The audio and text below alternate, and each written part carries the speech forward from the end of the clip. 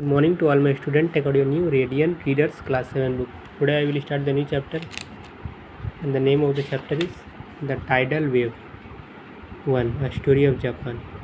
Tidal wave means a wave in the sea that destroys everything when it reaches the land. This story tells of the heroic deed of Hamaguchi, the headman of the coast village in old-time Japan. Hamaguchi was greatly respected by the villagers who called him Oji-san, which means grandfather.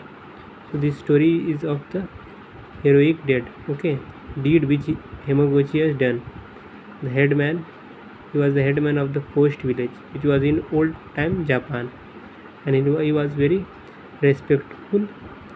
He was getting very much respect by the villagers, and they called him Oji-san, which means grandfather.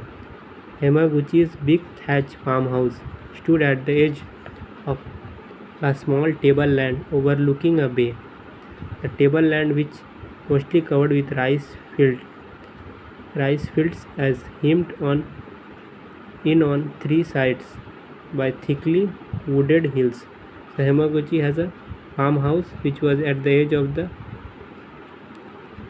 tableland and the tableland which was covered with rice field. It was covered with rice field, and it was on three sides hills was there.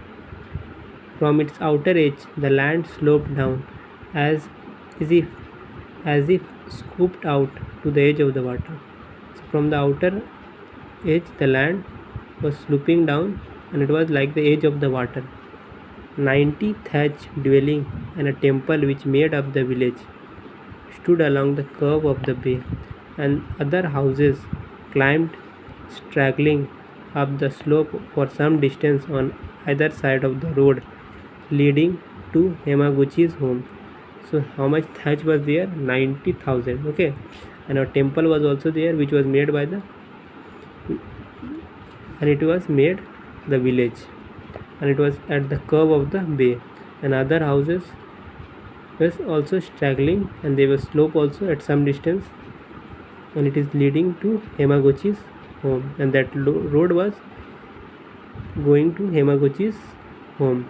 One autumn evening, Hamaguchi was looking down from the balcony of his house at some preparation for a merry making in the village below. So on autumn evening, Hamaguchi was looking down from the balcony of his house. Some preparation was going on. Okay. At below, there had been a very fine rice crop, and people were going to celebrate their harvest by a dance in the court of the temple. So they had a fine rice crop that season, and the people was going to celebrate that season by dancing in the court. Okay, in the court of the temple. The old man could see the banners fluttering above the roofs of the village street, the strings of paper lantern festooned between bamboo poles, the decoration of the people, and the brightly colored gathering of the young people.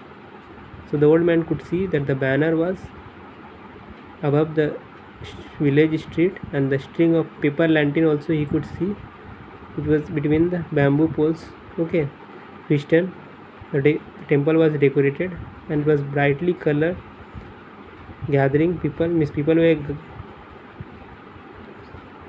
wearing bright colored dress. Okay, and he had nobody with him that evening by his little grandson, a lad of 10, for the rest of his household had gone early to the village.